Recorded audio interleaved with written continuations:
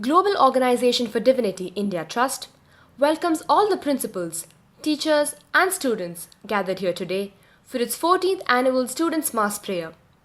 As a safety measure towards prevention of COVID-19 spread, this grand event is being relayed virtually this year. This Students' Mass Prayer, started in the year 2008 by GOD India Trust, is being conducted so far in more than 50 districts like Salem, Sivagasi, Thoothukudi, and over 2 lakh students have benefited from it. Besides this, GOD India Trust conducts Gopakutiram classes in various places to motivate the young generation. In Chennai alone, these classes are conducted in over 24 centers. Moreover, GOD India Trust conducts Puranava, an inter-school heritage quiz every year. Besides this, on behalf of GOD India Trust, Samskriti, an inter-school skills competition that displays our culture and heritage is being conducted. GOD India Trust also conducts Madhurageetam, a bhajan competition in which the students render the divine compositions of Sri Swamiji. Udyog, a career guidance workshop where eminent personalities from various academic fields guide the students in choosing a suitable career path, has also been introduced by the organization. GOD India Trust also conducts youth leadership workshops, which are motivational workshops for the youth. To know more about GOD India Trust's other activities, kindly visit www.namadwaar.org. We welcome our first speaker for the day, Sri M.K. Ramanujam. Sri M.K. Ramanujam, a gold medalist in electrical engineering from Delhi University, has held top management positions in various multinational companies for 14 years. Inspired by the teachings of his spiritual guru, he gave up his job in the year 2006 and dedicated his life to spread the message of his spiritual master.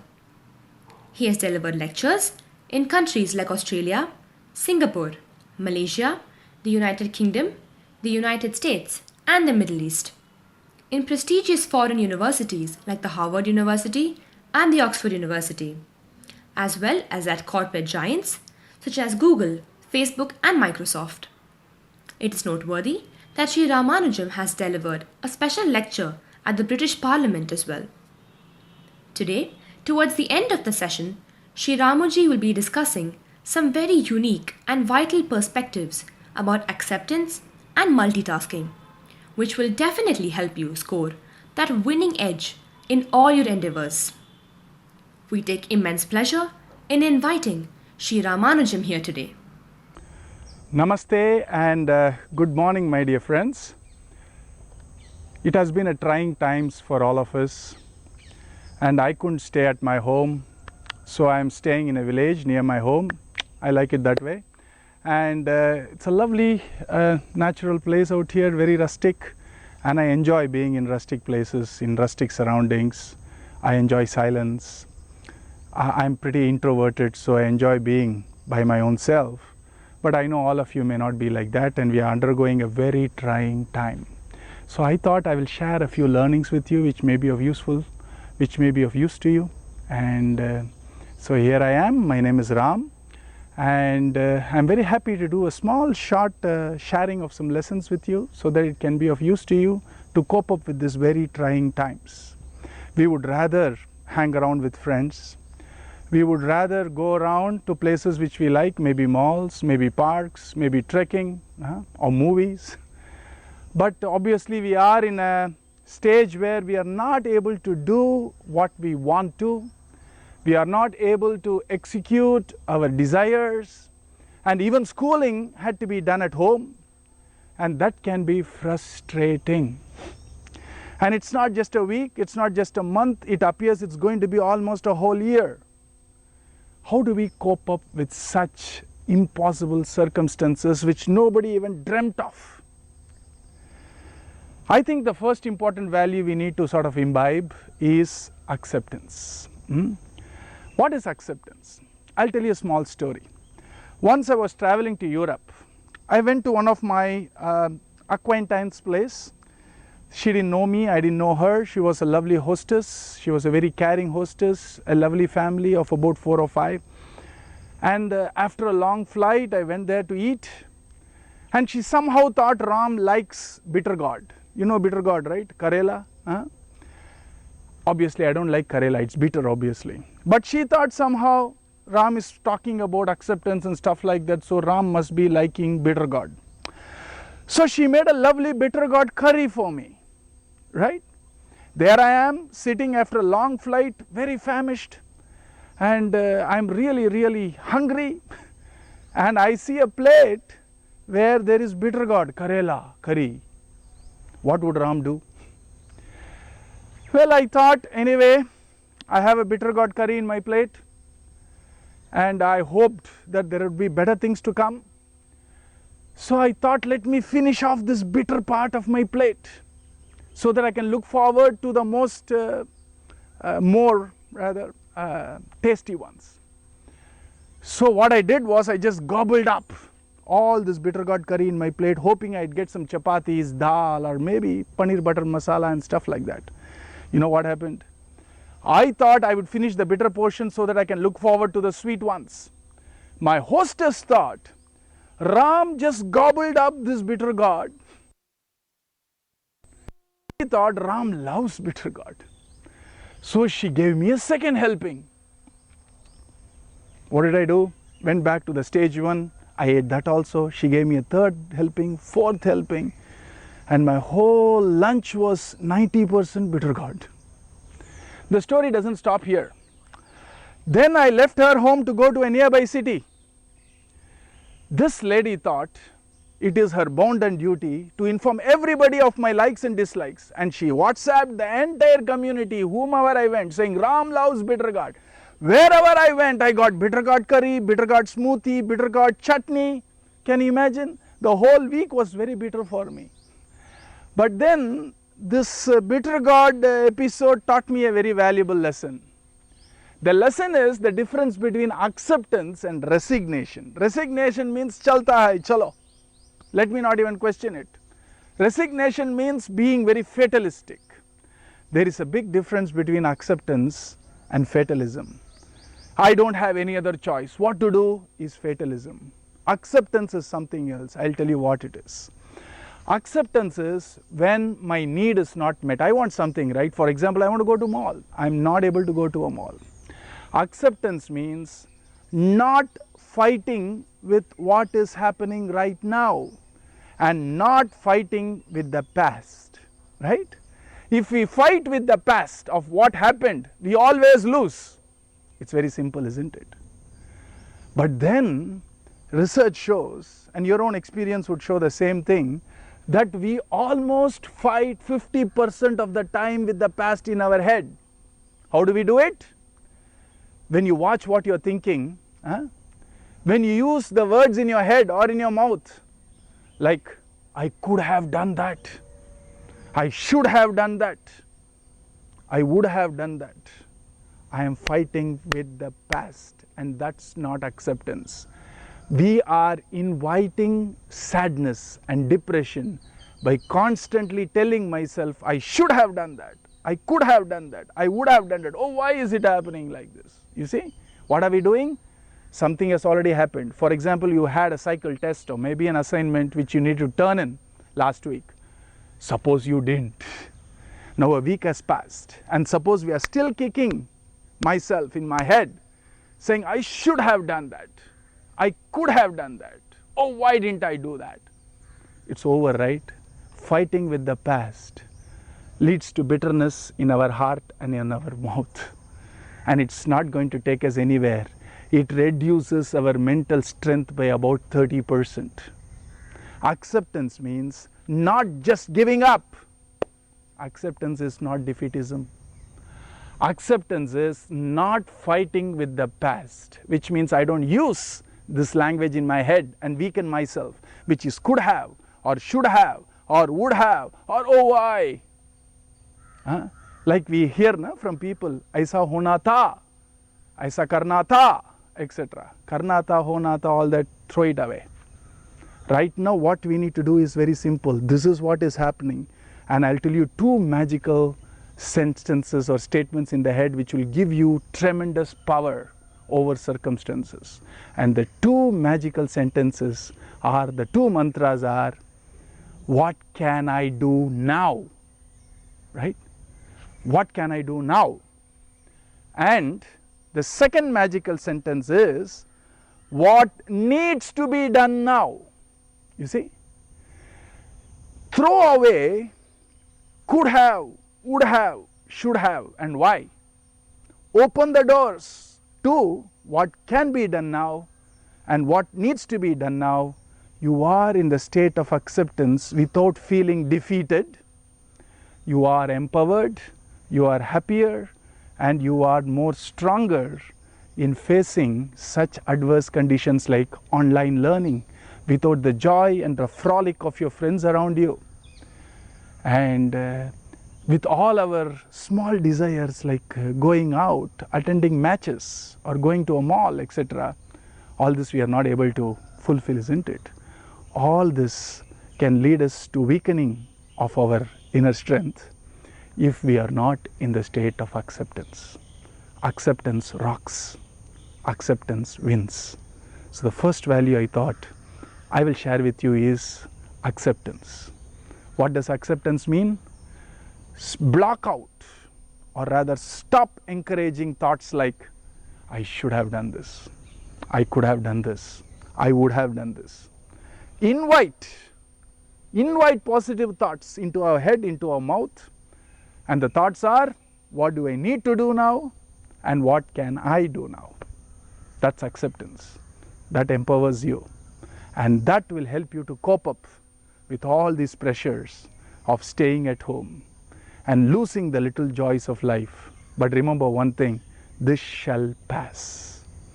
And don't waste our inner joy and our inner energy by fighting with the past, by being in the state of non-acceptance. Acceptance rocks. Can we do a small exercise so that we can practically apply what we just heard in the past 9 minutes or so? What I request you as a friend is, can you list down those frustrating events which happened to you in the past 1 week? And can you recollect how you were fighting with that frustrating event? Which means, can you recollect how you were thinking, this is not happening, or I could have done this better, or this could have been better, or this should have been better, etc. Can you list that down? And that's your non-acceptance paradigm. Now I would request you to do one more thing. Can you now replace that as a thought experiment and start thinking the same circumstances, but I'm now going to think in a little different way. I'm going to think in, given the circumstances, what can I do now? And what do I need to do now? And can you feel you getting back the power? Can you feel empowered again? And more than anything else, can you actually feel that you don't lose your happiness, you don't get depressed when we go in this road of what is possible for me to do now, which is what can I do now, and what is the purpose, what do I want to achieve, what is my want, what is the desire which needs to be fulfilled, which is what do I need to do now. That road is better, isn't it? Think about it, and why don't you just note it down so that the learning can be concretized. We were talking about acceptance as a very healthy way of enhancing our inner strength, inner power, and also as a way to be staying calm, happy, and also to be in the state of well-being in spite of this tremendously challenging situation of COVID. Now I am going to talk a little bit extra about what do I do when people around me are non-accepting, right? What if my parents, my siblings, they talk about stuff like you could have done this, you should have done this, you would have done this. Obviously, the most obvious reaction to that would be to feel frustrated and shout back or show faces or shut yourself in a room. All this very childish. A more mature and a more measured response would be, how do I bring people around me to acceptance so that I can cope up with the pressures I am subject to by the people around me, right? How do I do that? Very simple. Use the same principle. Somebody tells you, Ram, you could have done this. Now they are trying to push me to non-acceptance. What do? Instead of throwing back non-acceptance by saying, you should have done that, then I could have done this, right? I would rather first take a deep breath, take a gap, and then tell yourself what happened has happened. What can I do now? What can you do now? So I use the language of acceptance, where I tell the person who is trying to pressurize me into non-acceptance by you could have, you should have, etc., by responding in the language of, this is what I plan to do now, right? You could have done well in your last week's assignment. For my next month's assignment, I am preparing well now. I have planned my activities now. Now is a very powerful word. When you use that word properly with intention, you also bring your parents, your siblings, or people around you into acceptance so that there is no problem in relationships. How do you do that?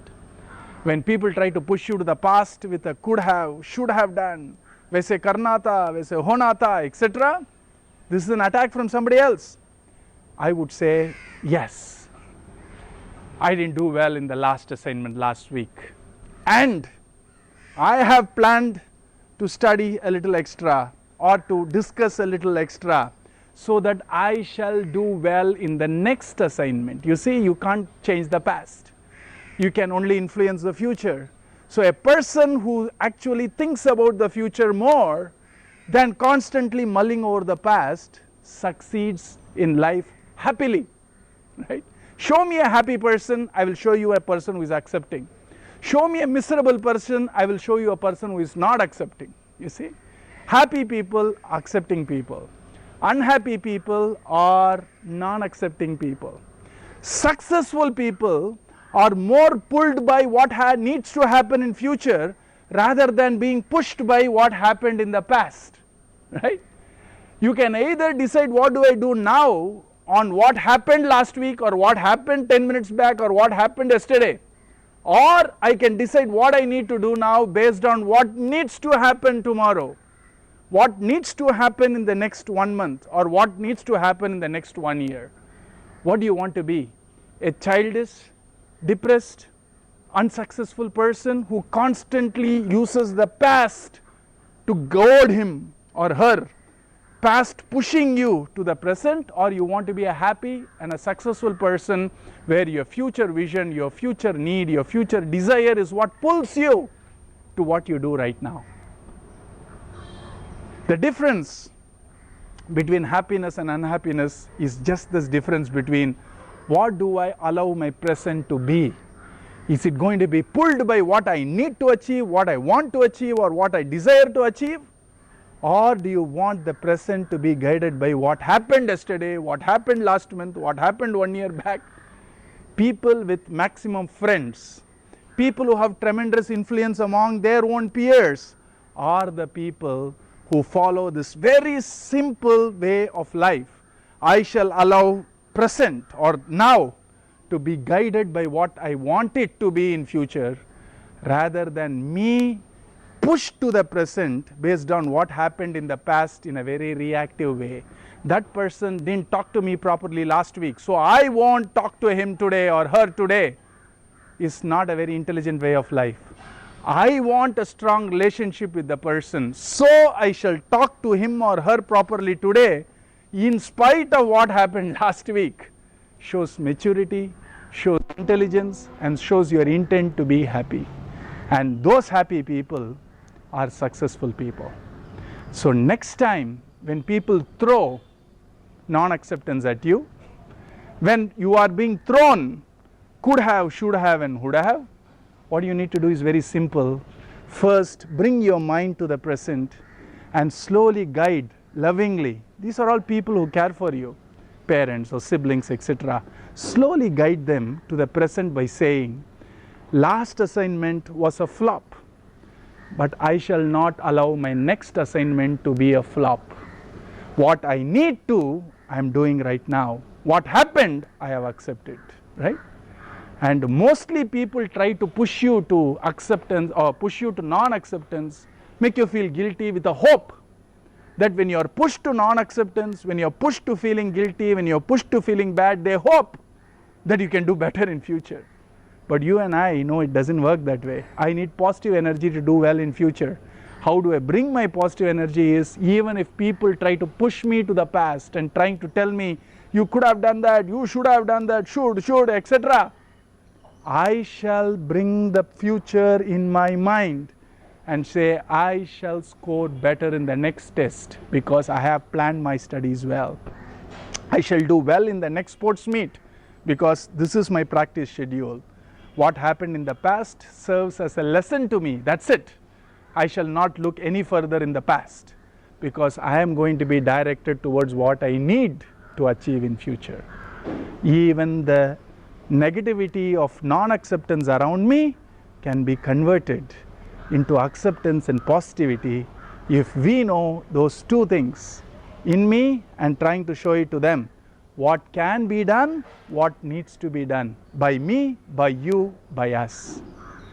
As a small exercise, please think of a small event which happened where people try to tell you could have, should have, would have to you, and how you reacted, which didn't work well, versus how I could react or I could respond in form of, yes, it didn't happen well in the past, but future is what I am going to focus on, which means this is what I need, so that's what I shall do now to fulfill what I need in future. This is what can be done given the circumstances. I shall use what can be done completely and not be distracted by what happened or what could have happened, and not be distracted by wishful thinking when reality is staring me right in my face, right? Acceptance rocks. Not only can we be in that acceptance, we can also help people around us to be in that state of acceptance. Don't multitask. Yes, you heard me right. Generally, we take tremendous pride in thinking that multitasking is the best way to do stuff. I can do 5 tasks at a time, right? But then our experience and research have repeatedly shown that multitasking is neither effective nor a very happy way of working. Multitasking actually is what is called as switch tasking. You see, you can't do 5 tasks at a time at all. You only keep switching from one task to the other to the other. The problem with switch tasking is to get back from one task and then go to the next one. It always takes a little more effort and a time to get back to originally where you left from. And so it has been clearly shown, if you want to be happy or if you want to be effective in your work, don't multitask. Which means while you are attending an online class or while you are working from home, please don't have multiple books or gadgets around you, hoping that I shall parallelly check my WhatsApp or I shall parallelly check my instant messaging and also listen and also try to do some work, etc. does not work. It was always better that even if it takes a little more time for me to finish something, take that extra time, maybe a few minutes more there, and then come back to the important task which you are doing. And there is a wonderful principle I learnt from my manufacturing experience. I was working in a car manufacturing company, one of the top companies in India. There, when we are designing a workplace, things which are most essential for that work, we always keep within this area. You just take your hands, raise it straight, and then draw a circle around you. If you need that highlighter, or if you need that marker, or if you need that eraser, make sure before you start the task, keep it within this area. And things which are distracting, like maybe your mobile, which will keep on ringing about some message or the other, or some other, say, book which you want to read during your leisure time, etc., make sure it does not come within this arc.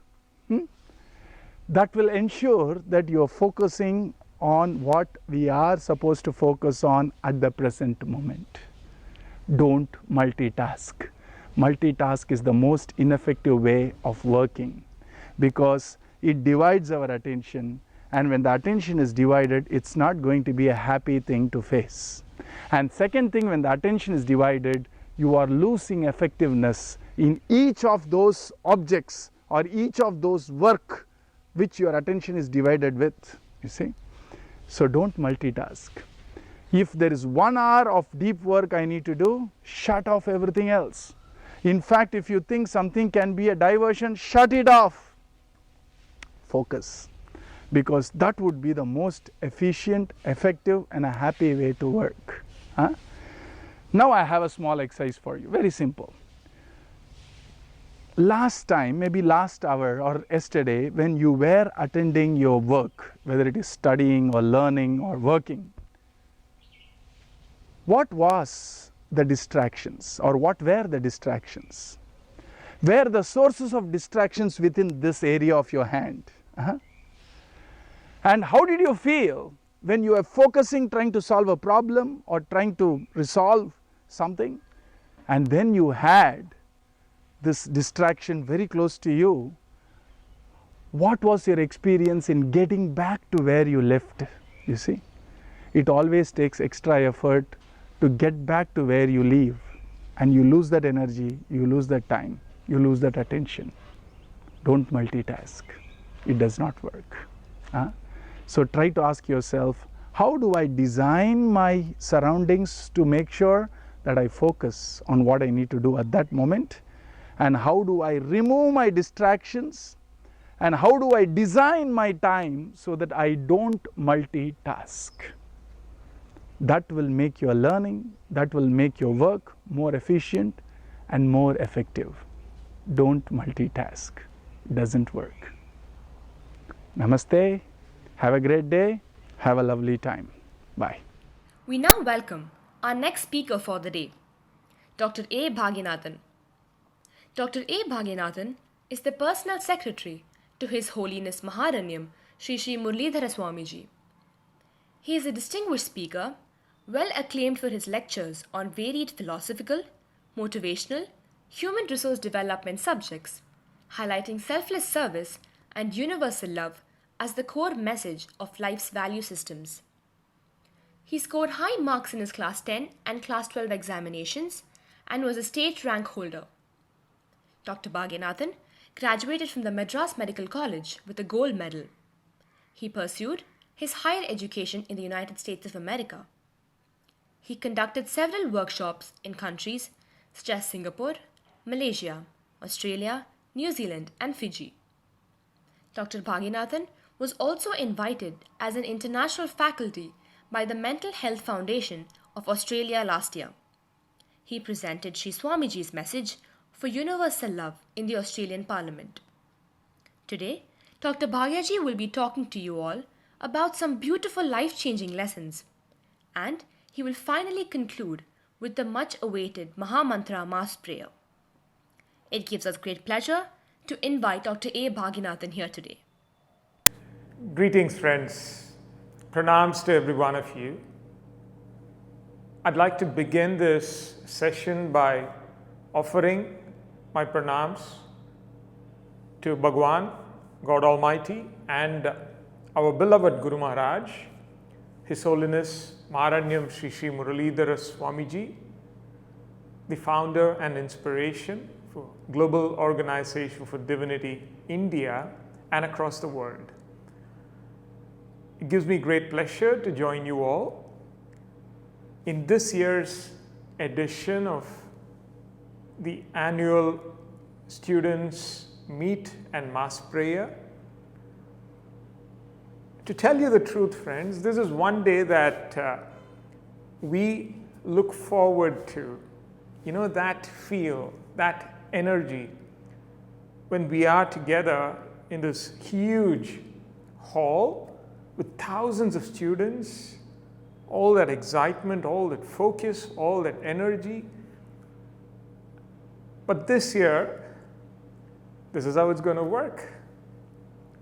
Just as how all of your classes have become virtual, the students' meet and prayer is going to be virtual too, a very different experience for every one of you and for us as well. So welcome to the annual Students Meet 2021. A very important situation that we find ourselves in today, where we are going to face examinations, important challenges in our student life, a step that will take us to the next level where we launch ourselves into a career path, into life itself. As they say, well begun is half done. I'm sure lots and lots of preparation and hours of hard work has gone in already. And here we are today in this meet where we'll discuss some very important, useful concepts that will help every one of you, that will bring the best out of you when you face the examination. And we will also pray that every one of you should succeed in this challenge, in every challenge that you will face, and in life itself. I'm reminded of this story that I once read, which is very relevant in this context. There was a man, a very wise old man. He had this school that worked like a gurukulam, where the students don't come, learn, and go back home every day, but live with him, more like a boarding school, and learn and absorb everything every single day. This batch of students were in this final year. The wise old teacher, the guru, had taught them all, everything that he wished to impart. He was very satisfied with the progress that that batch had made. He told them, "My dear children, you're not just students to me. Indeed, I regard every one of you as my own children. It gives me great joy to see how every one of you have blossomed into beautiful flowers. You're about to graduate. You're about to leave this school and head into this beautiful world where you will find many challenges, where you have to find your space, where you have to be successful in whatever you do, in whatever you pursue. There's one very important lesson that I want you to learn, every one of you to absorb. It's this lesson, friends, that would make every lesson that you have learned thus far meaningful. And with that, you graduate. You go out into the wide world. I'm going to send you to this place to learn this final lesson. So I need every one of you to take it very seriously and absorb this lesson into your hearts and hold on to it like it's the dearest thing ever. The students were talking among themselves. They wondered, okay, I thought our master was the one who knows it all. He's the wisest. Why would he want us to go to another place to learn a lesson? What would that place be? Would it be another school? Another coaching center? A place for some sort of advanced learning? They were talking amongst themselves. There's a lot of curiosity, a lot of discussions. The master said, I'm going to give you this address. Tomorrow, very early in the morning, you will go there. All of you will go there. Find this place and observe everything that you see. Would we need some sort of an introduction? Do I need to carry a letter of recommendation? Nothing is needed. Just go. Just go and watch. Learn everything. Many spent that night sleepless, talking amongst themselves. Oh, the most important lesson. When the day broke, they all headed out. They located the place, and to their surprise, it was a small store right in the middle of the market in that town. It was not some fancy building, not some advanced school. It was just a tiny store, a stationery store to be precise, where they sell notebooks, pencils, pens, erasers, and whatnot. But our master has told us that it's important to observe everything. Let's just do that. After all, he has guided us thus far. We know that when he says something, it has to be significant. Let's just do it. They tried to find their way inside, but the door was closed. One little boy found that there was a window that was open. So they all went and stood near that open window. They all peeped in. What they saw inside made them further curious. There was a very old man, older than their own teacher. He was holding something in his hand, and it appeared like he was talking to himself. He was mumbling. They all went very close to the window, sharpened their ears, and tried to listen in. And they could see clearly that he was holding a few brand new pencils. And he was talking to the pencils. They all smiled at each other. Who would talk to a pencil? Who does that anyways? They told themselves. But then they all decided to observe. This, after all, was the most important lesson to hold on to.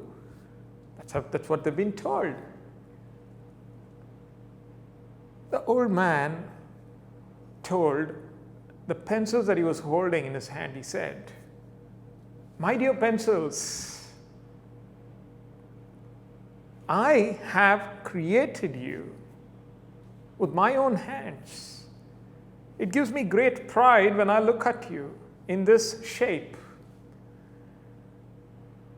In a sense, you are my children, and I have created you, and I wish to tell you 5 very important things that you need to bear in mind. Because today, I'm going to put you out on the shelf, and people will take you from here. You will go out into the world, to different places. So I'm going to tell you 5 important things. Never forget it. First, pencils. Sharpening is most important and essential for you to perform well. Very true, isn't it? Of what use is a pencil that is blunt?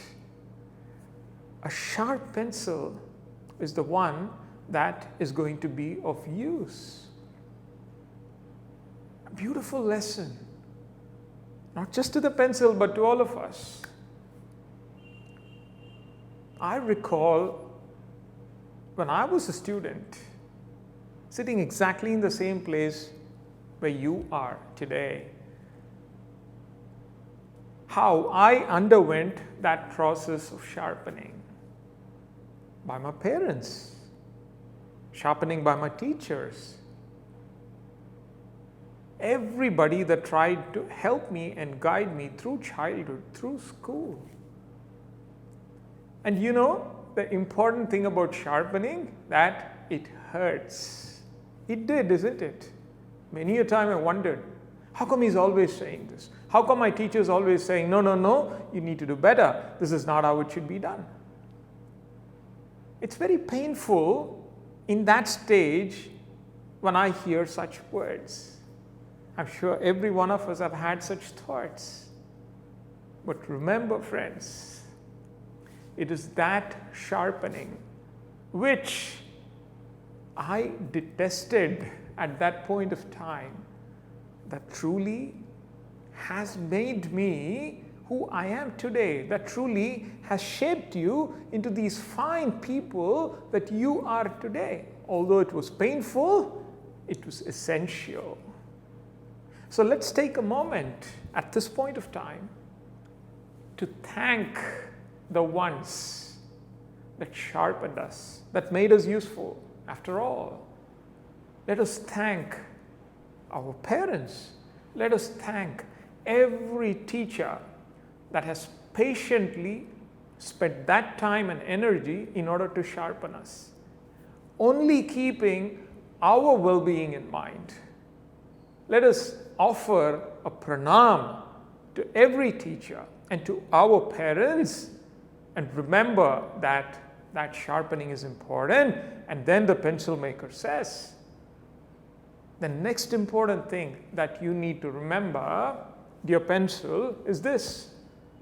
Remember that you will always leave a mark on every surface that you come into contact with.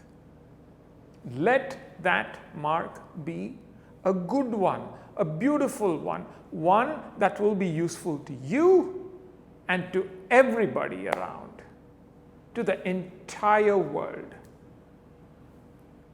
Remember this always, he said. Very true, isn't it, friends?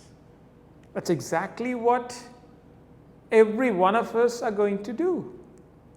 As sharp pencils, when we leave school, out into the world, into universities, to different places, we are going to leave a mark.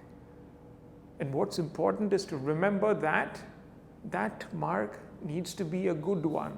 Something that will make us proud, something that will make our parents proud, something that will make our mentors proud, something that will make our teachers, the principals, the educational institutions and our schools proud. Let's do it. Let's always remember that, friends. The pencil maker says, now I'm going to tell you the third important point. You're sharp. You're going to leave a mark on every surface that you touch.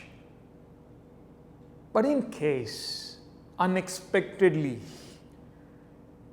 it happens that you leave a mark that is undesirable, do not worry. That mark can always be erased, and it can be done again. There's always that second chance.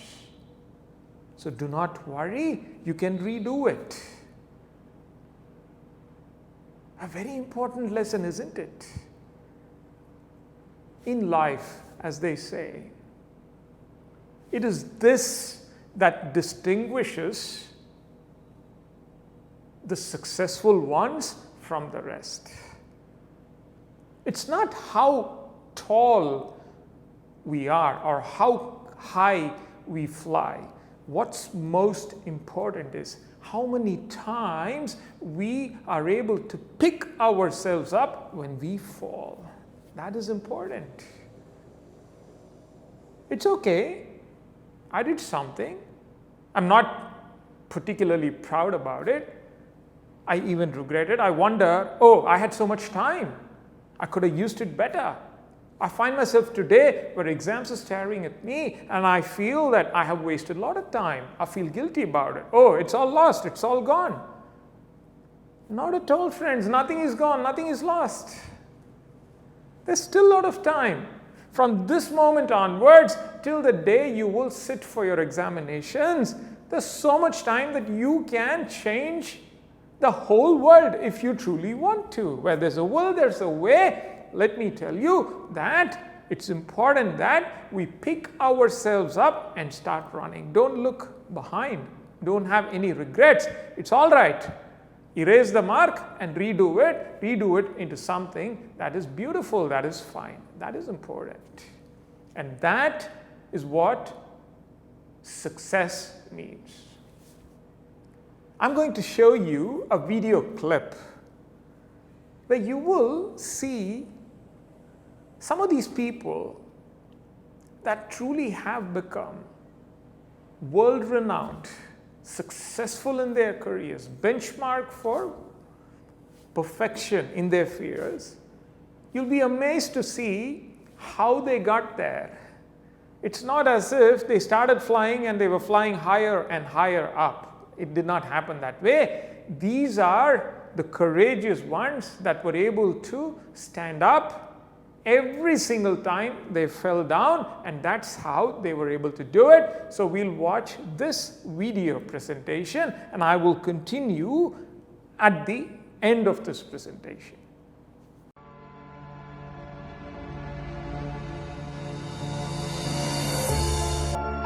He wasn't able to speak until he was almost 4 years old, and his teachers said he would never amount to much.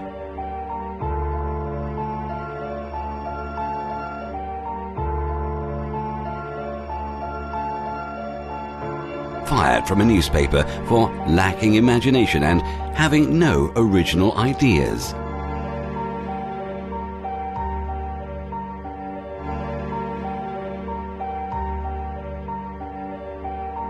At age 11, he was cut from his team after being diagnosed with a growth hormone deficiency, which made him smaller in stature than most kids his age.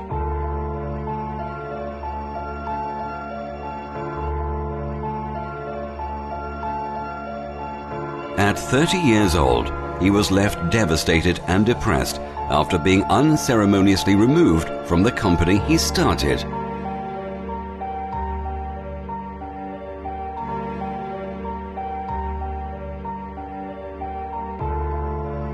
Rejected by Decca Recording Studios, who said, "We don't like their sound. They have no future in show business."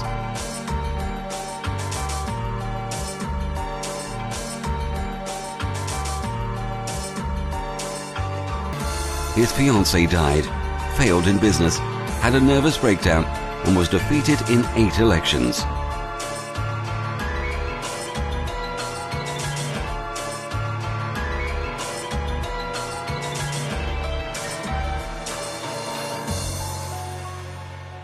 If you've never failed, you've never tried anything new. This video, friends, exactly shows that, isn't it? So no regrets. It's never too late. There's a lot of time. Let's just stay focused. It's all right. From this moment on, let me be focused on these examinations, and I will assure you that every one of you will do well. After all, that's how these successful people have done in life itself. Very important lesson number 3. And the pencil maker moves on to the 4th lesson. Sharpening is important. Leave a mark on every surface that you come into contact with. Let that mark be a good one. If it was not, it's never too late. You can always pick up and run again, redo the mark, erase it and redo it into something that's fine. And then the 4th important lesson, you may look colorful, different designs on your surface. But is that what defines you? Your pencil? No. What defines you is the core. The core matters. It's that core that is there right in the middle that defines you. And it's important that you keep that in the best possible shape. In our context, the core is the mind. It's important to keep that mind in that perfect shape. That state of calmness, that confidence, that focus, that fearlessness when we face the challenge. And how does that come? Do I simply sit, close my eyes and keep saying, I'm fearless, I'm not afraid of anything? Is that how it works? No, that's not how it works. You know how you can be truly fearless, how you can truly be confident, how you can stay focused and not get stressed? It's by being 100% prepared. There's a very beautiful phrase in Tamil that goes, Muyarchi Thiruvinayakkum. Effort. Best possible effort from my side is what is going to fetch that result. So fearlessness and confidence does not come by a magic spell or the touch of a wand. It comes from being prepared, preparedness. I should have this feeling when I walk into that examination hall. I'm sure every one of you know how many days, how many hours, how many minutes and seconds there are to go into your very first exam. When I sit there, I need to have this feeling. Look, I've done my best. My teachers have really prepped me up. I've absorbed all of it, and I have done my best. There's really nothing more I can do. I've used my time, I've done my best. And then I start facing the challenge. That way I will remain fearless when I face it. My core is in the best possible shape. That mental focus, that calmness is really what I'm talking about. I have a nice video clip from this legend. I will let you watch it, and I will catch you all at the end of this clip. Pre-match preparation is extremely important because that's something which is within my control. When I walk into bat, I should know that yes, I've prepared to the best of my ability. I couldn't have done anything better. That is when I feel that I'm ready to go out and play. There is no player in the world who can actually walk out and say, today I'm going to score 100, or I will get minimum 5 wickets and come back. Sometimes it happens, sometimes it doesn't happen. But I believe in controlling the controllables. Something where we don't have control on certain things. Those things you obviously cannot waste your energy in trying to figure out how can I control this. You would much rather focus all your energy on the things that you can control, get the best results possible. But making an effort is in your hands. Giving 100% is in your hands. As you saw, it was the legendary Sachin Tendulkar himself. What beautiful words he says. When I walk in to bat, I need to go in with the feeling that I have prepared enough. I have given it my all. And that is controlling the controllable. I've controlled all the factors that are in my hands. I've done my best. Now it's up to you. I throw my hands up in the air and I tell him, it's up to you. Please make sure that everything falls in the right place and I emerge successful. So the core matters, the fourth important lesson. And then the old man tells the pencil, the fifth lesson, the grand finale, as they say, is this. Remember that you will be held by a hand. And that hand is the one that is going to draw beautiful shapes, write beautiful poems, script beautiful words. Surrender yourself to the safest pair of hands. There was a little boy, a tiny kid, maybe 5 years or 6 years old, and he was taking a flight. It so happened that while they were in mid-air, thousands of feet above ground level, there was a lot of turbulence, the weather was really bad, the pilot was making all kinds of scary, crazy announcements, the oxygen mask had dropped down, the airplane was literally shaking.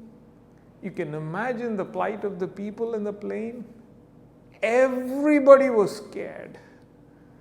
People were praying, people were screaming, they were crying, they were saying all kinds of things, they were getting upset. The whole environment was so chaotic and noisy, but this little boy was very quiet. He did not get stressed at all, he was not agitated, he just sat quietly with a gentle smile. There was an old man sitting next to him. More than the turbulence and the disturbances around, what interested him at that point of time was, how come this boy is so quiet? How is he so calm and collected? He could not help but actually ask him, little fellow, do you even understand the situation that we are in? Can you understand what's going on? I think you don't, because you seem all calm and collected. You're smiling. Boy said, Uncle, I understand very well. The weather is really bad. There's a lot of turbulence outside. The plane is shaking violently. I understand all of that. Aren't you scared at all? Aren't you getting worried? He said, I'm not. Why? Because I know that I'm in the safest pair of hands. My father is the chief pilot. I will tell you one thing, that if there's one person that would give his life, that would give his all to ensure that I go back home to my bed safely tonight, it would be him. I know that he will put his best effort. I know that he's already doing it, and I know how good he is, which is why I am calm and collected. Surrender yourself to the safest pair of hands. And whose hands can that be other than that of God Almighty? And that is exactly what we are here to do. To pray, to ensure that we emerge successful in these examinations. We've been sharpened all through school. We are ready to leave that lovely mark. For some of us who started out a bit late, who feel we could have used our time a little better, does not matter. There's still time. The mark can be erased and read in. From this moment onwards, let's be focused. Let's run. Run in full speed, full throttle. We've done everything possible to prepare ourselves to face this challenge. The core matters. And now we are here to pray. Pray so that the safest pair of hands holds us and writes the most beautiful poem ever, draws the most beautiful piece of art ever, which is our life, our future. I will tell you, friends, it certainly will be. Every one of you will certainly be successful, and there's no doubt about that. We will now go to the most important part of this meet, which is the prayer. Our Guru Maharaj, Maharanyam Shri Muralidhara Swamiji, would break some of the most complex concepts into simplest possible terms. He would say that I will give you a very simple formula to understand how to succeed. It's very simple. Just as how we say A plus B equals C, he would say that this is the formula for success. Human effort plus divine grace equals success. Guaranteed, no doubt. Human effort. There is a field, a beautiful plot of land. It's very fertile. But the farmer has to go out and toil. He has to plow. He has to sow the seeds. He has to use everything that will help the plants to grow. He has to protect it from the pests. That effort has to go on, and when that effort has happened, there has to be rain from the skies above. So his effort and rain from above would certainly yield the crop, isn't it? If one of them is missing, you will not get the crop. It rains and rains and rains. The land is fertile, but no effort was put in. Will we get a crop? No way. I worked and worked and worked, but it did not rain. I won't get that yield. In this case, friends, we have both, isn't it? Nicely, hand in hand. Every one of us have prepared well. We put in that work, that human effort, and this prayer will certainly invoke that grace from above. And together, success and success guaranteed, no doubt about that. So how are we going to pray? Prayer does not have language.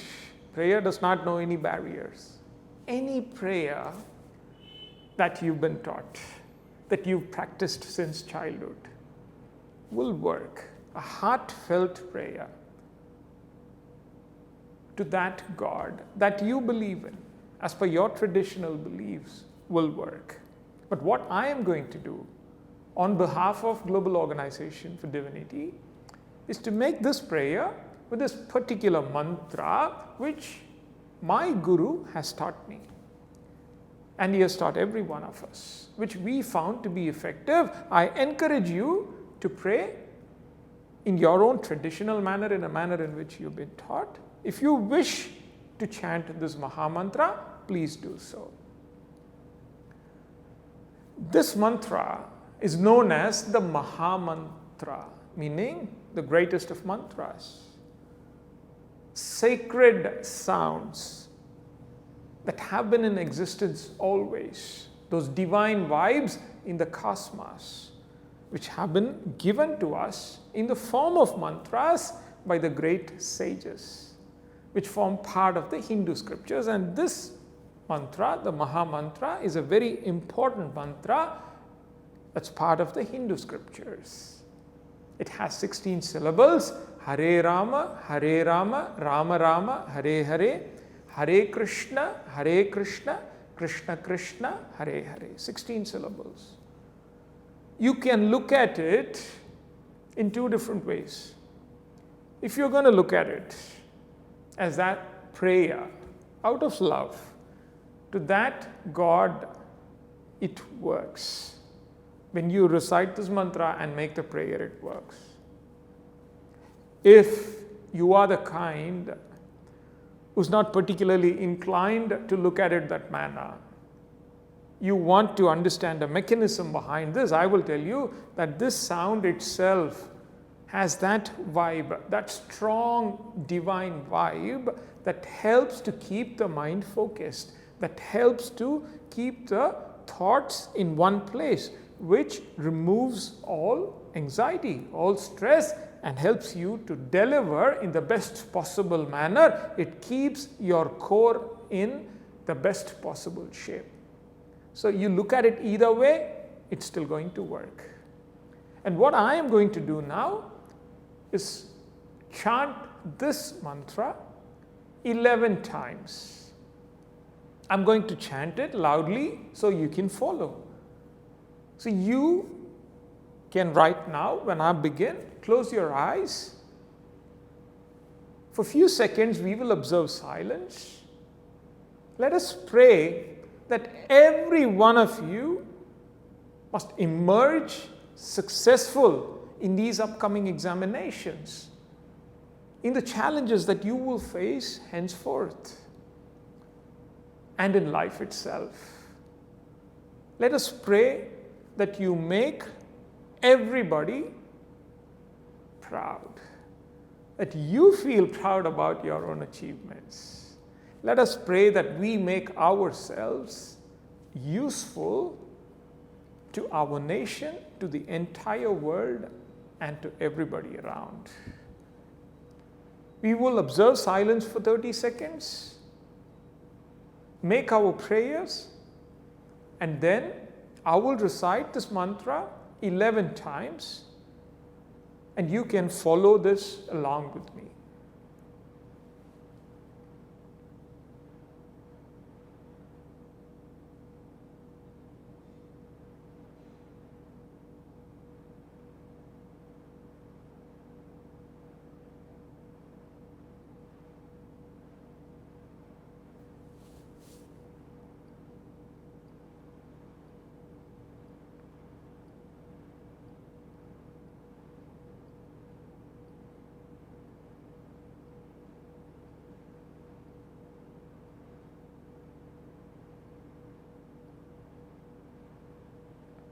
We will now chant 11 times.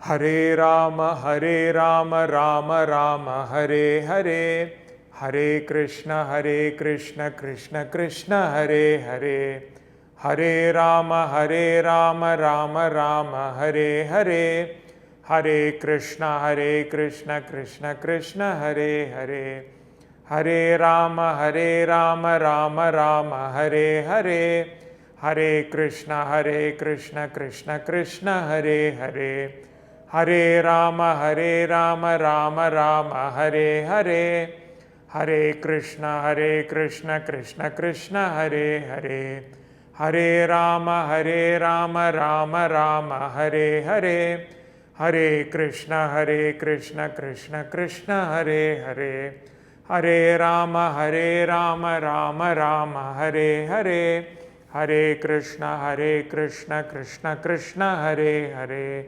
Hare Rama, Rama Rama, Hare Hare, Hare Krishna, Krishna Krishna, Hare Hare, Hare Rama, Rama Rama, Hare Hare, Hare Krishna, Krishna Krishna, Hare Hare, Hare Rama, Rama Hare Hare, Hare Krishna, Krishna Krishna, Hare Hare, Hare Rama, Rama Hare Hare, Hare Krishna, Krishna Krishna, Hare Hare, Hare Rama, Rama Hare Hare, Hare Krishna, Krishna Krishna, Hare Hare.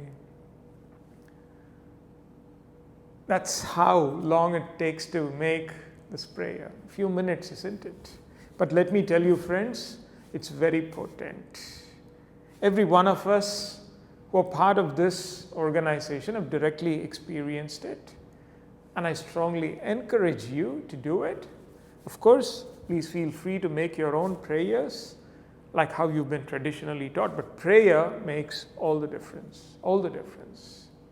And when it comes to this particular Maha Mantra, you can say it loudly, like how I did just now.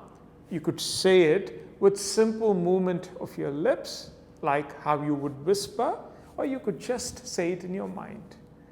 Feel free to do it in the manner in which you find is most effective.